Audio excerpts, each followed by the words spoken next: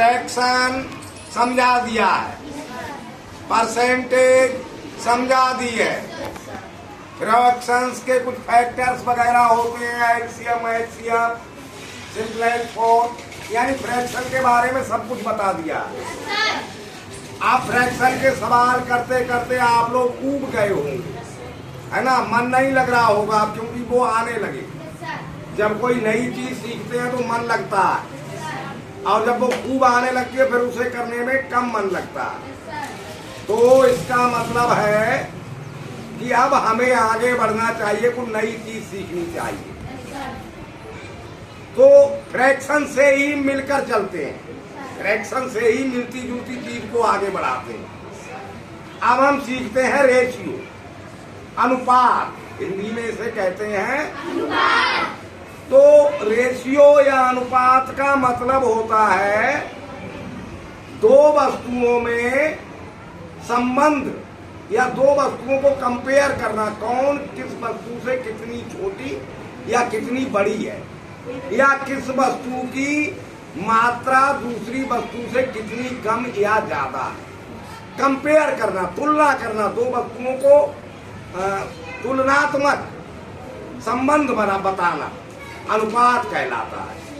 दो वस्तुएं या दो वस्तुओं की मात्रा में कौन सी वस्तु की मात्रा कितनी ज्यादा, कौन सी वस्तु की कितनी कम है, उसे हम अनुपात कहते हैं।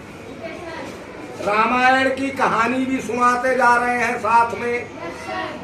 अब कहानी में आपने सुन लिया है कि राजा दशरथ के यहाँ भगवान प्रकट हुए और उन्होंने बालक का रूप बना लिया।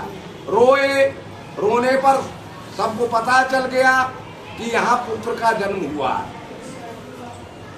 जब सबको पता चल गया तो राजा दशरथ ने सबसे पहले गुरु वशिष्ठ के यहाँ बुलावा भेजा।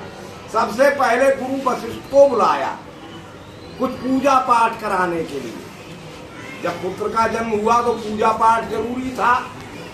गुरु वशिष्ठ आए, कुछ और पूजा पाठ करने वाले ब्राह्मणों को साथ लेकर सभी ने मिलकर वहां पूजा पाठ किया, और राजा दशरथ ने पूजा पाठ करने वालों को दान दिया।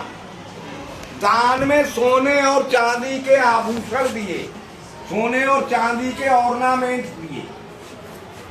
अब सोने के कितने दिए और चांदी के कितने दिए, इसमें संबंध स्थापित करना, सोने के कितने कम और चांदी के कितने ज्यादा, किस मात्रा में दिए, इसी को हम अनुपात कहेंगे।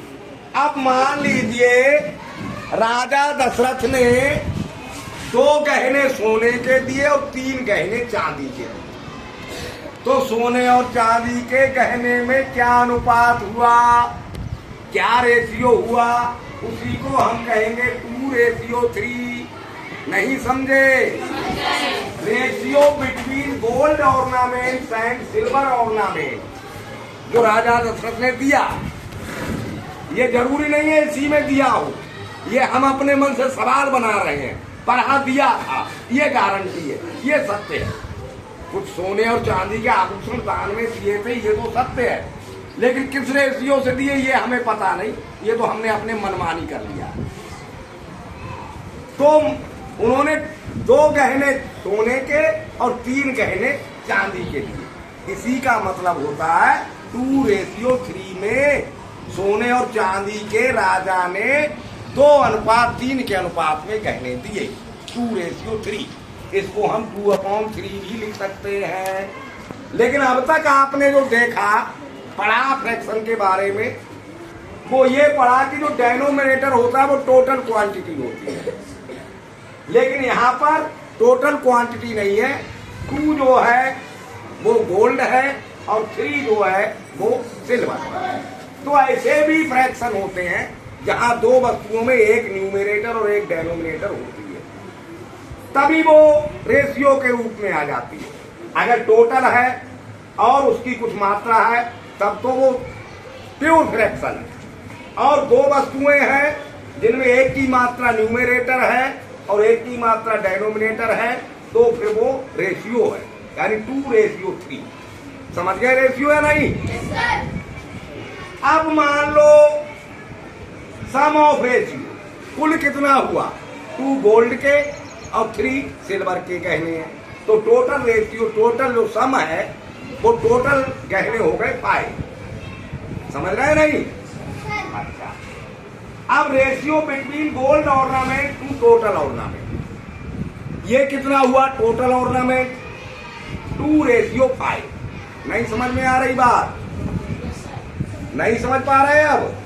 भाई टोटल ऑर्नामेंट 5 हो गए, उसमें गोल्ड कितने हैं? 2, तो टोटल ऑर्नामेंट से गोल्ड का रेशियो होगा 2:5। ठीक है, अब आप लोग भी बताएंगे ratio between silver ornament to total ornament. Silver के गहनों से टोटल का कितना हुआ? सिल्वर है 3, टोटल है 5, 3:5। अब बताएंगी साक्षी, सिल्वर और गोल्ड का क्या रेशियो? सिल्वर और गोल्ड का क्या रेशियो? 3/5। नहीं नहीं नहीं, सिल्वर और गोल्ड का पूछ रहे हैं, सिंपल है। Yes sir. जल्दी, नहीं पता, बताओ बेटा। सर 5। नहीं, wrong. Silver to gold, ratio between silver to gold है। 2/3। सिल्वर नहीं नहीं, 2/3 तो उसका है, गोल्ड टू सिल्वर का, silver to gold 3/2, silver 3, gold 2। नहीं समझे? समझ गए ना? बताओ बेटा, क्या नाम है? Ratio between total ornament to gold ornament. नहीं, वो तो गोल्ड और टोटल का हुआ, टोटल और गोल्ड। 5:2 करेक्ट। शाबाश। Ratio total ornament to silver ornament, 5:3। शाबाश, क्लैपिंग भी बहुत बढ़िया। आप एक लाइन और बोल दो, ठीक है? बोलेंगे और समझ लो रेशियो। गुरु वशिष्ठ कहो, हकारा, आए दुजन सहित नप द्वारा,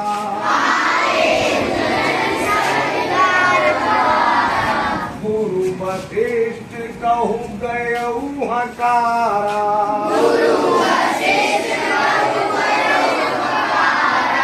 आए दुजन सहित नप द्वारा।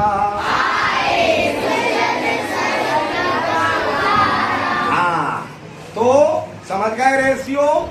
रामायण की कहानी भी थोड़ी आगे बढ़ गई। अब सवाल करोगे बुक में से रेशियो।